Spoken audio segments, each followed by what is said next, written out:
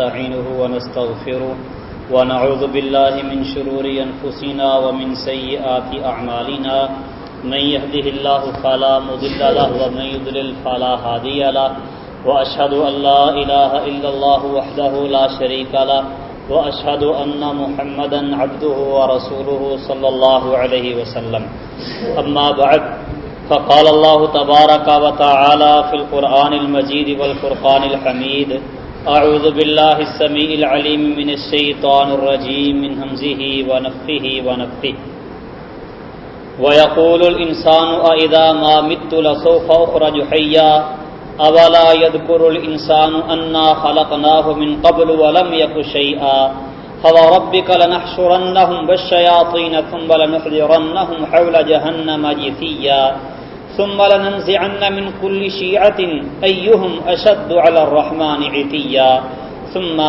لنحن أعلم بالذين هم أولى بها صليا وإن منكم إلا واردها كان على ربك حتما مقضيا ثم ننجي الذين اتقوا ونذر الظالمين فيها جثيا.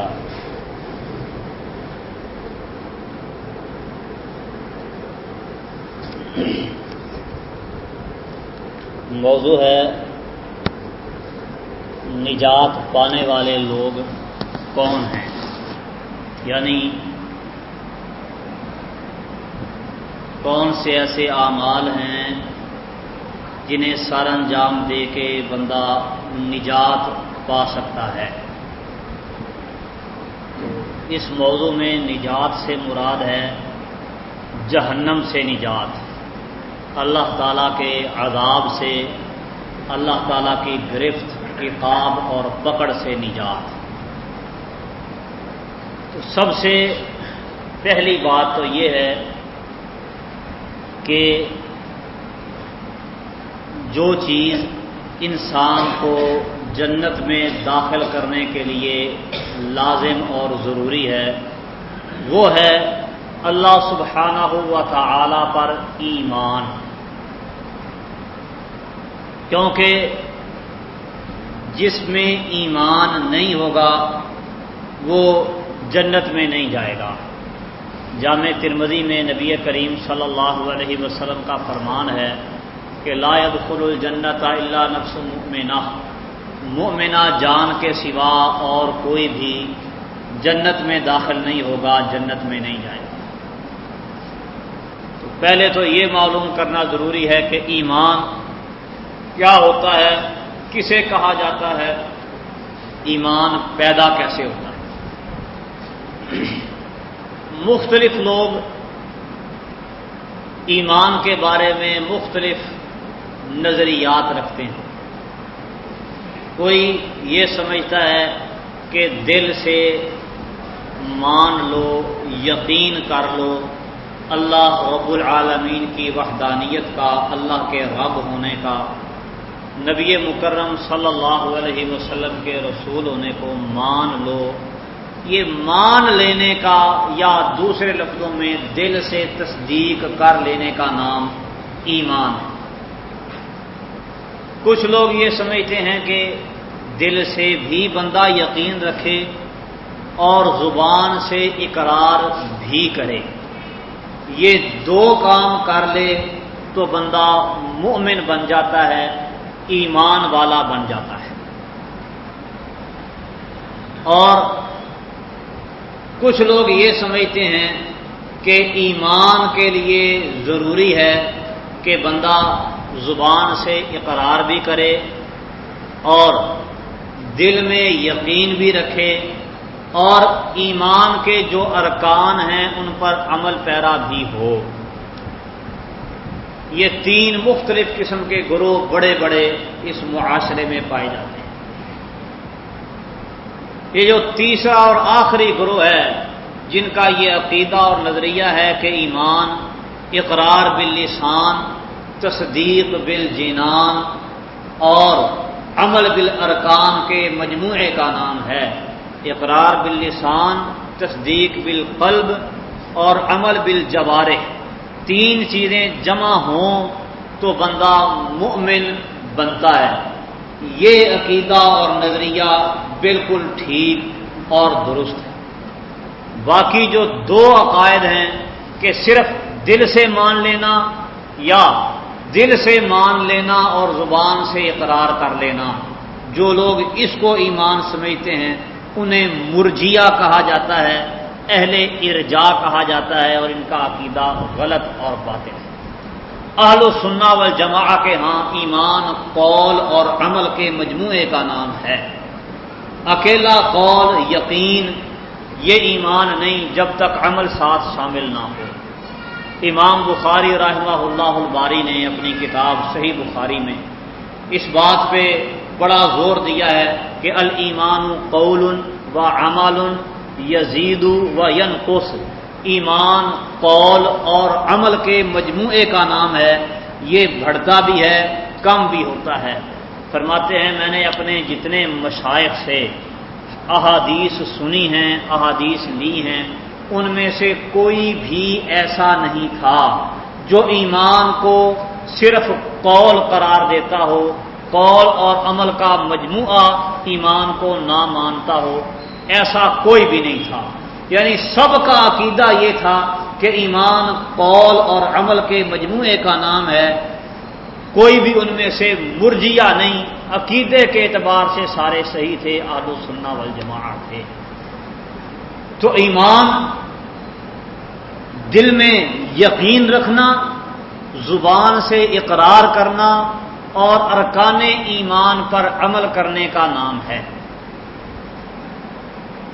نبی کریم صلی اللہ علیہ وسلم سے جبریل امین نے پوچھا مجھے بتائیے کہ ایمان کسے کہتے ہیں؟ آپ نے فرمایا الایمان ان تؤمن باللہ وملائکتہ وکتبہ ورسلہ والیوم الآخر والقدر خیرہ وشرہ۔ ایمان کیا ہے؟ کہ تو اللہ پر ایمان لائے، نبیوں رسولوں پر ایمان لائے، فرشتوں پر ایمان لائے، کتابوں پر ایمان لائے، یوم آخرت پر ایمان لائے اور اچھی اور بری تقدیر پر ایمان لائے۔ 6 چیزوں پر ایمان لائے گا تو پھر ایمان پیدا ہوگا۔ ان میں سے سب سے پہلی چیز کیا ہے؟ ان تؤمن باللہ، کہ تو اللہ پر ایمان لے آ۔ اللہ پر ایمان لانے کا کیا مطلب ہے؟ عام طور پہ لوگ سمجھتے ہیں کہ اللہ تعالیٰ کو ماننا، اللہ پر یقین رکھنا کہ ہمارا مالک، خالق، مدبر الامور، متصرف الامور اللہ تعالیٰ ہے، یہ اللہ پر ایمان ہے۔ لیکن صرف اتنا کچھ اللہ پر ایمان نہیں۔ صحیح بخاری میں ہی بڑی مشہور حدیث ہے جسے حدیث وفد عبد القیس کہا جاتا ہے۔ بنی عبد القیس کا وفد نبی کریم صلی اللہ علیہ وسلم کے پاس آیا، چند دن انہوں نے مدینے میں قیام کیا، جب واپس جانے لگے فَأَمَرَهُمْ بِأَرْبَعٍ وَنَهَاهُمْ عَنْ أَرْبَعٍ، نبی کریم صلی اللہ علیہ وسلم نے انہیں 4 کام کرنے کا حکم دیا، 4 کاموں سے منع کیا۔ جن کاموں کا حکم دیا ان میں سے کیا تھا؟ آمارہم بالایمان باللہ وحدہ، اللہ وحدہ پر ایمان لانے کا حکم دیا، اور پوچھا حل تدرون مل ایمان باللہ وحدہ، کیا تمہیں پتہ ہے کہ اللہ وحدہ پر ایمان لانے کا کیا مطلب ہے؟ اللہ وحدہ پر ایمان لانا کیا شے ہے؟ کہنے لگے اللہ و رسولہ اعلم، اللہ اور اس کا رسول صلی اللہ علیہ وسلم ہی بہتر جانتے ہیں۔ تو آپ نے فرمایا الایمان ان تشہدوا اللہ الہ الا اللہ، ایمان کیا ہے؟ کہ تم اللہ تعالیٰ کی وحدانیت کی گواہی دو، میری نبوت و رسالت کی گواہی دو، وَتُقِيمُوا الصَّلَاةَ، نماز قائم کرو، وَتُؤْتُوا الزَّكَاةَ، زکوٰۃ ادا کرو، وَتَصُومُوا رمضان، رمضان کے روزے رکھو، وَأَن تُعْتُوا مِنَ الْمَغْنَمِ الْخُمُسَ، اور مال غنیمت میں سے خمس ادا کرو۔ یہ 5 کام جو بندہ کرے گا تو ایمان کا پہلا رکن ایمان باللہ وحدہ پورا ہوگا۔ توحید و رسالت کی گواہی، نماز کا قیام، زکوٰۃ کی ادائیگی، رمضان کے روزے رکھنا اور جہاد کے دوران اگر مال غنیمت ملے تو اس میں سے خمس ادا کرنا. یہ 5 کام ایک آدمی کر لے تو ایمان کا پہلا رکن ایمان باللہ وحدہ یہ پورا ہوتا ہے. دوسرا رکن ایمان کا کیا ہے؟ ان تؤمن باللہ وملائکتہ، فرشتوں پر ایمان، ماننا تسلیم کرنا کہ فرشتے اللہ تعالیٰ کی پیدا کردہ مخلوق ہے، اللہ نے ان کو پیدا کیا ہے، یہ اللہ کی بیٹیاں نہیں جس طرح کے مشرکوں کا عقیدہ تھا. وہ فرشتوں کو اللہ تعالیٰ کی بیٹیاں قرار دیتے تھے، وہ لوگ فرشتوں کو پوجتے بھی تھے، ان کو اللہ تعالیٰ کے اختیارات میں شریک سمجھتے تھے. نہیں، بلکہ فرشتوں پر یقین، ایمان کہ یہ اللہ تعالیٰ کی مخلوق ہیں، عباد الرحمن ہیں، اللہ کے بندے ہیں. وَكُتُبِهِ، اللہ تعالیٰ کی نازل کردہ کتابوں پر ایمان کہ اللہ تعالیٰ نے جو کتابیں اپنے انبیاء پر، رسل پر نازل فرمائی ہیں وہ برحق ہیں، اللہ تعالیٰ کی طرف سے وحی ہیں، ان پر عمل پیرا ہونا فرض، لازم اور ضروری ہے. وَرُسُلِهِ، اللہ کے رسولوں کو سچا ماننا، ان کی تصدیق کرنا، ان کی اتباع کرنا، ان کی باتوں کو ماننا، ان کی اطاعت اور پیروی کرنا. والیوم الآخر، قیامت کے دن پر یقین رکھنا کہ قیامت کا اللہ تعالیٰ نے ایک دن مقرر کیا ہے، جزا سزا کا ایک دن متعین و مقرر ہے، نیکوں کو ان کی نیکی کا اور بدوں کو ان کی بدی کا بدلہ اس دن دیا جائے گا. انصاف کا ترازو اللہ تعالیٰ قیامت والے دن رکھیں گے، اعمال کو تولا جائے گا، ایک فریق جنت میں اور ایک فریق جہنم میں داخل کیا جائے گا. اور والقدر خیرہ و شرہ، تقدیر پر ایمان لانا، خواہ وہ تقدیر اچھی ہو یا بری ہو، یقین رکھنا کہ اللہ سبحانہ و تعالی نے پوری انسانیت کی تمام تر مخلوقات کی تقدیریں لکھ رکھی ہیں، وہ اس کے پاس لوح محفوظ میں جمع شدہ ہیں. کائنات میں جو بھی کوئی تبدیلی رونما ہوتی ہے وہ سب کچھ اللہ تعالیٰ کے پاس کان ذالک فی الکتاب مستورا، سب کچھ لکھا گیا ہے، لکھا ہوا اللہ تعالیٰ کے پاس موجود ہے. اور اللہ سبحانہ و تعالیٰ نے جو تقدیر اور اندازہ مقرر کیا ہے، اندازہ لگایا ہے، مخلوق اس کے آگے مجبور نہیں ہے. کوئی بھی انسان اس وجہ سے کوئی عمل نہیں کرتا کہ اللہ تعالیٰ نے لکھ دیا ہے، بلکہ اللہ تعالیٰ نے لکھا اس لیے ہے کہ اس بندے نے یہ کام کرنا تھا. اس کی آپ سادہ سی مثال یوں سمجھ لیں کہ سکول، کالج، مدرسے میں پڑھنے والے طلباء، ان کے بارے میں اساتذہ کو معلوم ہوتا ہے کون کتنے پانی میں ہے، اور استاد صاحب سال کے آغاز میں یا درمیان میں یا آخر میں اپنی ڈائری پر لکھ دیں کہ فلاں فلاں فلاں طالب علم پاس ہوگا، فلاں فلاں فیل ہوگا، فلاں پہلے نمبر پہ آئے گا، فلاں دوسرے نمبر پہ آئے گا. عام طور پہ استاد کا جو قیافہ اور اندازہ ہے وہ تقریباً 90% صحیح ہوتا ہے. بس اوقات غلط ہو جائے تو ہو جائے، وگرنہ استاد کا لگایا گیا اندازہ طلباء کے بارے میں، چونکہ وہ طلباء کو، ان کے مزاج کو، ان کی عادات کو، ان کی ذہانت و صلاحیت کو اچھی طرح سے سمجھنے والا ہوتا ہے، تو اس لیے اس کا اندازہ غلط نہیں ہوتا، اکثر و بیشتر درست اور ٹھیک ہی نکلتا ہے. تو اب جس طالب علم کے بارے میں استاد نے لکھ رکھا تھا کہ اس نے فیل ہونا ہے، وہ واقعتاً فیل ہو جاتا ہے. جس کے بارے میں لکھا تھا اس نے پاس ہونا ہے، وہ واقعتاً پاس ہو جاتا ہے. تو کوئی طالب علم اٹھ کے یہ کہے کہ میں فیل اس لیے ہوا ہوں کہ استاد صاحب نے لکھ دیا تھا کہ میں نے فیل ہونا ہے، تو یہ اس کی عقل کا زوال ہے اور جہالت اور نادانی اور بے وقوفی ہے. ایسے ہی اللہ سبحانہ و تعالیٰ نے تقدیر لکھی ہے. تقدیر کا معنی اندازہ، اور اللہ سبحانہ و تعالیٰ اپنی مخلوق کو بہت اچھی طرح سے سمجھنے والے ہیں. علیم بذات الصدور ہیں، استاد کا اندازہ غلط ہونے کے چانسز، امکانات موجود ہیں، لیکن اللہ سبحانہ و تعالی کا تحریر کردہ اندازہ کبھی غلط نہیں ہو سکتا۔ تو اللہ تعالیٰ نے جو تقدیر لکھی ہے، اس تقدیر کے لکھنے کی وجہ سے کوئی آدمی برائی یا غلط کاری نہیں کرتا، بلکہ اللہ تعالیٰ نے وہ تقدیر لکھی اس لیے تھی کہ اس نے دنیا میں آ کے یہ کام کرنا تھا، اللہ کو پہلے پتا تھا کہ اس نے یہ کام کرنا ہے، اس لیے اللہ تعالیٰ نے لکھا ہے۔ وَتُؤْمِنَ بِالْقَدْرِ خَيْرِهِ وَشَرِّهِ، تقدیر وہ اچھی ہے یا بری ہے، اس پر ایمان لانا، یقین رکھنا کہ اللہ تعالیٰ نے کاتب مقادیر الخلق، ساری کی ساری مخلوق کی تقدیر اپنے پاس لکھ کر جمع کر کے رکھ لی ہے، اور وہ اس کے پاس فوق العرش، عرش کے اوپر موجود ہے۔ یہ ایمان پیدا کرنے کا ایک ذریعہ اور طریقہ ہے۔ یہ کل 10 کام بنتے ہیں۔ توحید و رسالت کی گواہی، نماز قائم کرنا،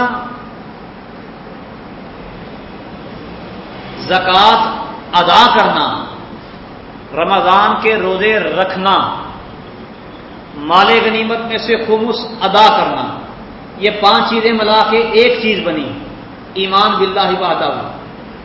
چھٹی چیز فرشتوں پر ایمان، 7ویں کتابوں پر ایمان، 8ویں رسولوں پر ایمان، 9ویں یوم آخرت پر ایمان، اور 10ویں بات اچھی اور بری تقدیر پر ایمان۔ یہ کل 10 کام ہیں جو بندے کو مومن بناتے ہیں۔ اس کے ساتھ ایک اور کام شامل کر لیں، وہ ہے حج بیت اللہ۔ جبریل امین نے نبی کریم صلی اللہ علیہ وسلم سے پوچھا کہ مجھے بتائیے کہ اسلام کیا شے ہے؟ آپ نے فرمایا اسلام ہے کہ تو اللہ اور اس کے رسول کے بارے میں گواہی دے کہ اللہ ایک ہے اور میں اس کا نبی اور رسول ہوں، نماز قائم کر، زکوٰۃ ادا کر، رمضان کے روزے رکھ، اور بیت اللہ کا حج کر۔ 5 کام جو آدمی کرے گا وہ مسلم بن جائے گا۔ توحید و رسالت کی گواہی دے، نماز قائم کرے، زکوٰۃ ادا کرے، رمضان کے روزے رکھے، اور بیت اللہ کا حج کرے۔ 5 کام کر کے بن گیا مسلم، مومن نہیں، مسلم، مسلمان۔ با ایمان اور مومن بننے کے لیے اس کو مزید 6 کام کرنے ہوں۔ مال غنیمت میں سے خمس کی ادائیگی، فرشتوں پر ایمان، کتابوں پر ایمان، رسولوں نبیوں پر ایمان، یوم آخرت پر ایمان، اور تقدیر پر ایمان۔ یہ کل 11 کام جو آدمی کرے گا وہ مومن اور مسلم بن جائے گا۔ اور جنت میں داخل ہونے کے لیے کسی آدمی کا مومن ہونا ضروری ہے۔ پھر ان باتوں کو ایک مرتبہ سمجھ لیں۔ نبی کریم صلی اللہ علیہ وسلم نے اسلام اور ایمان کی جو تعریف کی ہے اس میں نماز قائم کرنا، زکوٰۃ ادا کرنا، رمضان کے روزے رکھنا، مال غنیمت میں سے خمس ادا کرنا، اور بیت اللہ کا حج کرنا، یہ اجزاء گنوائے ہیں۔ نماز کو ماننا کہ مجھ پہ فرض ہے، صرف مان لینا، یہ نہ اسلام ہے نہ ایمان ہے۔ اسلام اور ایمان کیا ہے؟ نماز قائم کرنا، اور قائم کرنے کا معنی عربی زبان میں ہوتا ہے کہ کما حقو ہو، کوئی کام کیا جائے۔ نماز کے کل 6 حق ہیں، اگر وہ ادا ہوں گے تو نماز قائم ہوتی ہے، وگرنہ نماز قائم نہیں ہوتی۔ نماز بر وقت پڑھی جائے، اللہ نے حکم دیا ان الصلاۃ کانت علی المؤمنین کتابا موقوتا، با جماعت پڑھی جائے، ورکعوا مع الراکعین، با جماعت نماز پڑھنے کا بھی حکم دیا ہے۔ جماعت میں صفیں درست ہوں۔ سنن نبی داؤد میں حدیث ہے، نبی علیہ الصلوۃ والسلام فرماتے ہیں ان تسویۃ الصفوف من اقامت الصلاۃ، صفوں کو برابر کرنا نماز قائم کرنے کا حصہ ہے۔ نماز ہمیشگی کے ساتھ، دوام کے ساتھ پڑھی جائے، یہ نہیں کہ جب جی کیا پڑھ لی، جب جی چاہا چھوڑ دی، یہ کام نہ ہو۔ یقیمون کا معنی ہے یواظبون علیہا، مواظبت اور دوام کرے، ارکان کی تعدیل اطمینان کے ساتھ نماز ادا کرے، یہ نہ ہو کہ تیزی کے ساتھ نماز پڑھتا چلا جائے۔ خلاد ابن رافع رضی اللہ تعالیٰ عنہ کی حدیث بڑی مشہور ہے، 3 بار نماز پڑھی تھی، آپ نے فرمایا تھا جا جا کے نماز پڑھ، تو نے نماز نہیں پڑھی، کیوں؟ نماز میں سکون نہیں تھا۔ چھٹا حق نماز کا یہ ہے کہ نماز سنت کے مطابق ہو۔ فرمایا ہے رسول اللہ صلی اللہ علیہ وسلم نے صلو کما رأیتمونی اصلی، ویسے نماز پڑھو جیسے مجھے نماز پڑھتے ہوئے دیکھتے ہو۔ تو یہ 6 حق ہیں نماز کے، وہ پورے ہوں گے تو نماز قائم ہوگی۔ کچھ لوگ یہ سمجھتے ہیں کہ بس بندے کا یقین ہو، ایمان ہو کہ نماز فرض ہے، ٹھیک ہے، اس سے سستی ہو جاتی ہے، سستی کی وجہ سے نماز چھوڑ دیتا ہے تو پکا مسلمان ہے۔ جبکہ نبی علیہ الصلوۃ والسلام کیا فرما رہے ہیں کہ اسلام نماز کو قائم کرنا ہے، تسلیم کر لینا، نماز کو مان لینا یہ ایمان نہیں۔ ایسے ہی رمضان کے روزے رکھنا یہ ایمان ہے، یہ اسلام ہے۔ صرف مان لینا کہ روزہ مجھ پہ فرض ہے یہ نہ اسلام ہے نہ ایمان ہے۔ ایسے ہی زکوٰۃ ادا کرنا یہ اسلام ہے، ایمان ہے۔ مان لینا کہ مجھ پہ زکوٰۃ فرض ہے لیکن کبھی ادائی نہ کی، کبھی ادا کی تو پوری ادا نہ کی، یہ نہ اسلام ہے نہ ایمان ہے۔ بلکہ سیدنا ابوبکر صدیق رضی اللہ تعالی عنہ نبی کریم صلی اللہ علیہ وسلم کے جب خلیفہ بنے، لوگوں نے زکوٰۃ دینے سے انکار کیا۔ کچھ لوگ کہتے تھے زکوٰۃ دیں گے لیکن پوری نہیں دیں گے۔ آپ نے اعلان کیا، فرمایا واللہ لأقاتلن بمن فرق بین الصلاۃ والزکاۃ، اللہ کی قسم جو آدمی نماز اور زکوٰۃ کے درمیان تفریق ڈالے گا میں اس کے خلاف لڑوں گا۔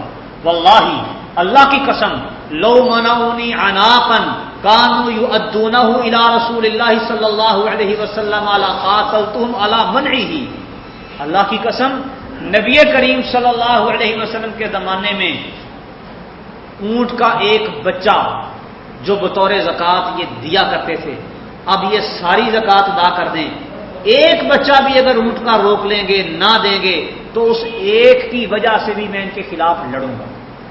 فإن الزکاۃ حق المال، زکوٰۃ یہ مال کا حق ہے۔ اور رسول اللہ صلی اللہ علیہ وسلم نے بھی اعلان کیا تھا جہاد کا ان لوگوں کے خلاف جو زکوٰۃ میں چوری کرتے تھے، پوری زکوٰۃ نہیں دیتے تھے۔ سنن نبی داؤد کی حدیث ہے، فرمایا یہ زکوٰۃ جو اس کو دل کی خوشی کے ساتھ دے گا ٹھیک ہے، اور جو اس کو دل کی خوشی کے ساتھ نہیں دے گا، زکوٰۃ روکے گا، فإنا آخذوها، ہم زکوٰۃ بھی لیں گے، وشطر مالہ، اور اس کا مال بھی بحق سرکار ضبط کریں گے۔ عظمت من عظمات ربنا، یہ ہمارے رب کے فرائض میں سے ایک فریضہ ہے۔ لا یحل لآل محمد صلی اللہ علیہ وسلم منہا شیء، کوئی یہ نہ سمجھے کہ نبی اپنے لیے مال جمع کر رہا ہے، نبی کریم صلی اللہ علیہ وسلم تو کیا محمد اس کی آل کے لیے بھی زکوٰۃ کی ایک پائی بھی حرام ہے۔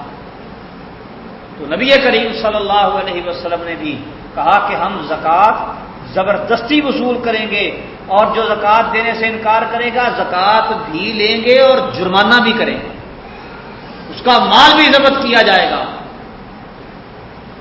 تو یہ دین اسلام کے ارکان اور ایمان کے ارکان ہیں۔ ایسے ہی حج کے بارے میں فرمایا حج کرنا، مال غنیمت میں سے خمس ادا کرنا، یہ فریضہ ہے اسلام اور ایمان کا۔ ہاں وہ آدمی جس کے اوپر اس میں سے کوئی کام فرض نہ ہوا ہو وہ تو ویسے ہی بری و ذمہ ہے۔ ایک آدمی بیچارہ غریب، اس کے پاس کھانے کے لیے کچھ نہیں، اس پر زکوٰۃ فرض کدھر سے ہوگی؟ ایک آدمی اس کے پاس استطاعت ہی نہیں، اس پر حج فرض نہیں ہے، وہ حج نہ کیے بغیر بھی مسلمان ہے، مومن ہے، جس پر زکوٰۃ فرض نہیں ہوئی وہ زکوٰۃ نہیں دیتا، پھر بھی وہ مومن ہے، مسلم ہے۔ ایک آدمی مسلمان ہوتا ہے لیکن رمضان کا مہینہ آنے سے پہلے ہی فوت ہو جاتا ہے، اس پہ روزہ فرض ہی نہیں ہوا، وہ روزہ نہ رکھنے کے باوجود بھی مسلم اور مومن ہے۔ ایک آدمی مثلا صبح 7-8 بجے مسلمان ہوتا ہے، 12 بجے دن کو فوت ہو جاتا ہے، اس پر کوئی نماز بھی فرض نہیں ہوئی، یہ نماز پڑھے بغیر بھی مومن ہے، مسلم۔ ہاں، جس پر یہ فریضہ عائد ہو گیا اور پھر اس نے اس کو ادا نہ کیا، اس کا اسلام اور ایمان ختم ہو جاتا ہے۔ نبی کریم صلی اللہ علیہ وسلم کی مشہور حدیث ہے، یہودی کا بچہ بیمار ہوا، آپ اس کی تیمارداری کرنے کے لیے گئے، باپ تورات کا حافظ تھا، سرہانے بیٹھ کے تورات پڑھ رہا تھا، آپ نے عیادت کی، اس کو اسلام کی دعوت دی اور بچے نے کلمہ پڑھا، مسلمان ہو گیا اور اس کے کچھ ہی لمحوں بعد فوت ہو گیا۔ اب اس بچے کے نامہ اعمال میں سوائے کلمے کے اور کچھ کوئی نہیں، صرف ایک کلمہ ہی کلمہ ہے۔ وہ حدیث بڑی مشہور ہے کہ ایک آدمی آئے گا، اس کے گناہ بڑے ہوں گے لیکن نیکی کوئی بھی نہیں، بڑا تلاش کرنے کے بعد ایک پرچی نکالی جائے گی جس پر صرف کلمہ لکھا ہوا ہوگا، اس کو جب دوسرے پلڑے میں رکھا جائے گا تو وہ ایک پرچی کلمے والی بھاری ہو جائے گی اور گناہ والا پلڑا بہت اوپر چلا جائے گا، ہلکا ہو جائے گا۔ ہاں، یہ وہ بندہ ہے جس نے کلمہ پڑھا اور اس کے بعد فوت ہو گیا، اس کی زندگی میں عمل کرنے کا وقت آیا ہی نہیں، وگرنہ کتنے ہی ایسے لوگ ہیں، میزان لگے گا، ترازو لگے گا، کلمہ بھی ہوگا، نمازیں بھی ہوگی، روزے بھی ہوں گے، زکوٰۃ بھی، حج بھی، صدقات و خیرات بھی، لیکن ساتھ ساتھ بڑے بڑے گناہ، جھوٹ، غیبت، چغلی، زناکاری، حرام خوری وغیرہ وغیرہ، اس کے نتیجے میں اس کا گناہوں والا پڑا بھاری ہو جائے گا، اٹھا کے اس کو جہنم میں ڈال دیا جائے گا، اور پھر اپنے گناہوں کی سزا بھگتنے کے بعد چونکہ اس کے پاس ایمان ہے، کلمہ بھی ہے، نماز بھی ہے، روزہ بھی ہے، حج بھی ہے، زکوٰۃ بھی ہے، نیک اعمال پورے ہیں، ایمان کے اعمال اس نے پورے کیے تھے، لہذا بالآخر یہ جنت میں چلا جائے گا۔ بہت سارے لوگ ایسے ہوں گے، صحیح بخاری میں بڑی طویل حدیث ہے، حدیث شفاعت، نبی کریم صلی اللہ علیہ وسلم فرماتے ہیں شفاعت ہوگی، سب سے پہلے تو شفاعت ہوگی نبی علیہ الصلوۃ والسلام کی پوری انسانیت کے حق میں کہ لوگوں کا حساب کتاب شروع کیا جائے، حساب کتاب شروع ہوگا، معاملہ چلتا رہے گا، جنتی جنت میں، جہنمی جہنم میں چلے جائیں گے، پھر رسول اللہ صلی اللہ علیہ وسلم شفاعت کریں گے اپنی امت کے ان لوگوں کے لیے جو جہنم میں چلے گئے۔ اللہ تعالیٰ فرمائیں گے اخرجوا من قال لا الہ الا اللہ وفی قلبہ مثقال دینار من ایمان، جس نے لا الہ الا اللہ پڑھا ہے اور اس کے دل میں 1 دینار کے برابر ایمان ہے، اس کو جہنم سے نکالو۔ آپ پھر شفاعت کریں گے، اللہ تعالیٰ فرمائیں گے جس نے لا الہ الا اللہ پڑھا ہے اور اس کے دل میں آدھے دینار کے برابر ایمان ہے، اس کو بھی جہنم سے نکالو۔ آپ پھر شفاعت کریں گے، اللہ فرمائیں گے جس نے لا الہ الا اللہ پڑھا ہے اور اس کے دل کے اندر 1 دانے کے برابر ایمان ہے، اس کو بھی جہنم سے نکالو۔ آپ پھر شفاعت کریں گے، اللہ تعالیٰ فرمائیں گے جس نے لا الہ الا اللہ پڑھا ہے اور اس کے دل میں رائی کے دانے کے برابر ایمان ہے، اس کو بھی جہنم سے نکالا جائے۔ پھر شفاعت کی جائے گی، اللہ تعالیٰ فرمائیں گے جس نے لا الہ الا اللہ پڑھا ہے اور اس کے دل میں ذرہ برابر ایمان ہے، اس کو بھی جہنم سے نکالو۔ اس کے بعد اللہ تعالیٰ فرمائیں گے اب ارحم الراحمین کے سوا کوئی باقی نہیں بچا، ذرے سے کم جن کے دل میں ایمان ہوگا اللہ تعالیٰ مٹھی بھر کے ان کو جہنم سے نکال کے جنت میں داخل کریں گے۔ سنن بہقی کے اندر الفاظ آتے ہیں لم يعملوا خیرا قط الا التوحید، ایمان کے سوا ان کے پاس اور کوئی خیر کا کام نہیں ہوگا، یعنی ایمان والے 11 کام انہوں نے کیے ہوں گے، اس کے علاوہ اور کوئی نیکی ان کے نامہ اعمال میں نہیں ہوگی، اور وہ اپنے گناہوں کی سزا بھگتنے کے بعد بالآخر وہ بھی جنت میں چلے جائیں۔ تو نجات ایمان کے اندر ہے کہ ایمان والا مومن آدمی بہرحال نجات پا جائے گا، نکل جائے گا جہنم سے، جنت کے اندر داخل ہو جائے گا۔ اور جو باقی لوگ ہیں جن کے دلوں میں ایمان نہیں، وہ جہنم کے اندر ہی باقی رہیں گے۔ اللہ تعالیٰ فرماتے ہیں وَإِن مِّنكُمْ إِلَّا وَارِدُهَا كَانَ عَلَىٰ رَبِّكَ حَتْمًا مَّقْضِيًّا، تم میں سے ہر آدمی جہنم پر ضرور وارد ہوگا، كَانَ عَلَىٰ رَبِّكَ حَتْمًا مَّقْضِيًّا، یوں سمجھیں کہ اللہ نے اس بات کی قسم اٹھا دی ہے کہ ہر آدمی جہنم پر ضرور وارد ہوگا۔ جہنم پر وارد ہونے سے مراد کیا ہے کہ جہنم کے اوپر سے گزریں گے، جس کو پل صراط کہتے ہیں، سب اس پہ سے وارد ہوں گے، کوئی تیزی کے ساتھ نکل جائے، کوئی آہستہ آہستہ گزرے گا، کوئی لڑکتا ہوا گزرے گا، اور کوئی جہنم سے ہو کے نکلے گا، اور کوئی مستقل جہنم کے اندر ٹھہر جائے گا۔ فرمایا وَإِن مِّنكُمْ إِلَّا وَارِدُهَا، تم میں سے ہر آدمی اس جہنم میں وارد ہونے والا ہے۔ كَانَ عَلَىٰ رَبِّكَ حَتْمًا مَّقْضِيًّا، تمہارے رب پر یہ حتمی فیصلہ کی گئی بات ہے۔ ثُمَّ نُنَجِّي الَّذِينَ اتَّقَوْا، پھر وہ لوگ جو متقی پرہیزگار ہیں، گناہوں سے اجتناب کرنے والے، گناہوں سے بچنے والے ہیں، مومن لوگ ہیں، ہم ان کو نجات دیں گے۔ وَنَذَرُ الظَّالِمِينَ فِيهَا جِثِيًّا، اور ظالموں کو اس جہنم کے اندر باقی چھوڑ دیں گے۔ اس کے علاوہ کچھ اعمال ایسے بھی ہیں کہ جن کے کرنے والے جہنم سے بالکل محفوظ رہیں گے۔ قیامت والے دن لوگوں کی مختلف قسمیں ہوں گی۔ کچھ تو ایسے لوگ ہوں گے جن کو بغیر حساب کتاب کے جہنم میں داخل کیا جائے گا۔ اللہ فرماتے ہیں لا نقیم لہم یوم القیامت وزنا، ہم قیامت کے دن ان کے لیے میزان لگائیں گے ہی نہیں، ان کے اعمال اس قابل ہی نہیں کہ وہ میزان میں رکھے جائیں اور تولے جائیں، بغیر حساب کے جہنم میں۔ کچھ حساب کتاب کے بعد جہنم میں جائیں گے، کچھ حساب کتاب کے بعد جنت میں چلے جائیں گے، اور کچھ ایسے ہیں جو بغیر حساب کتاب کے جنت میں جائیں گے۔ رسول اللہ صلی اللہ علیہ وسلم فرماتے ہیں 70,000 افراد میری امت کے، اور پھر ہر 1000 کے ساتھ 70,000 یہ جنت میں داخل ہوں گے بغیر حساب کتاب کے۔ یہ کون لوگ ہوں گے؟ جو جسم پر داغ نہیں لگواتے۔ زخم کا علاج کرنے کا یہ طریقہ ہے، لوہا گرم کر کے اس پر لگا دیتے ہیں، اس کے بعد وہ ٹھیک ہو جاتا ہے۔ لا یکتبون، جسم کو داغ نہیں لگواتے۔ ولا یتطیرون، بدشگونی نہیں لیتے۔ ولا یسترقون، دم نہیں کرواتے۔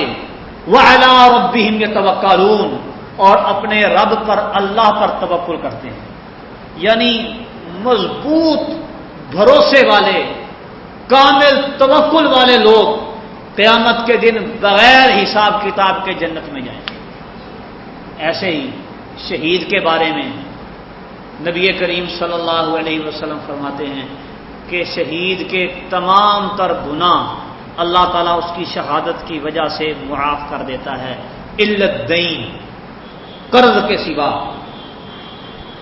اور پھر فرمایا کہ شہید قیامت کے دن یہ جنت کے دروازے پر پہنچیں گے اور دربان پوچھیں گے آوا قد حوسبتم، کیا تمہارا حساب کتاب ہو گیا، اتنی جلدی یہاں آ گئے ہو؟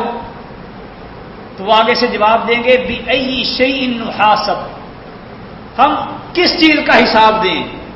ہماری تو زندگی ایسی گزری کہ ہماری تلواریں ہماری گردنوں میں لٹکی رہتی تھی، ہم اللہ کے راستے میں اللہ کے دین کی سربلندی کے لیے جہاد و قتال کرتے رہے۔ تو یہ شہادت یہ بھی ایک ایسا عمل ہے کہ بندے کو بغیر حساب کتاب کے جنت کے اندر لے جاتی ہے۔ پھر اسی طرح رسول اللہ صلی اللہ علیہ وسلم فرماتے ہیں کہ کافر اور اس کو قتل کرنے والا مجاہد یہ جہنم میں جمع نہیں ہوگا، یعنی ایسا مجاہد جس کو شہادت کی موت اگر نہیں ملی، جنت میں بغیر حساب کتاب کے اگرچہ وہ نہیں داخل ہو سکا، لیکن حساب کتاب کے بعد وہ ڈائریکٹ جنت میں جائے گا، جہنم میں جائے بغیر۔ کیوں؟ کافر اور اس کو قتل کرنے والا مومن مجاہد یہ جہنم میں اکٹھے کبھی نہیں۔ اور پھر اسی طرح رسول اللہ صلی اللہ علیہ وسلم فرماتے ہیں کہ اللہ کے راستے میں جہاد کرتے ہوئے جو گرد و غبار اڑتی ہے یہ جہنم سے آزادی کا باعث ہے. یعنی کامل توکل اور دوسرا جہاد کا راستہ. یہ دو راستے ایسے ہیں کہ ان کی وجہ سے بندہ جہنم سے بچ جاتا ہے اور جنت کے اندر داخل ہو جاتا ہے. تیسرے نمبر پر تقوی، جس کا اللہ نے اس آیت میں بھی ذکر کیا، ثم ننجی الذین اتقوا، متقی پرہیزگار لوگ، گناہوں سے اجتناب کرنے والے، گناہوں سے بچنے والے لوگ. جو آدمی گناہوں سے بچ گیا وہ آدمی جہنم سے بچ گیا، کیونکہ جہنم میں جانے کا سبب گناہ ہوتے ہیں. اور جو آدمی گناہوں سے اجتناب کرتا رہا، گناہوں سے بچتا رہا، نیکیاں اگرچہ اس نے تھوڑی ہی کیوں نہ کی ہوں، وہ جہنم سے بچ جائے گا، کیونکہ اس کے نامہ اعمال میں جہنم میں جانے والا کوئی عمل نہیں ہوگا.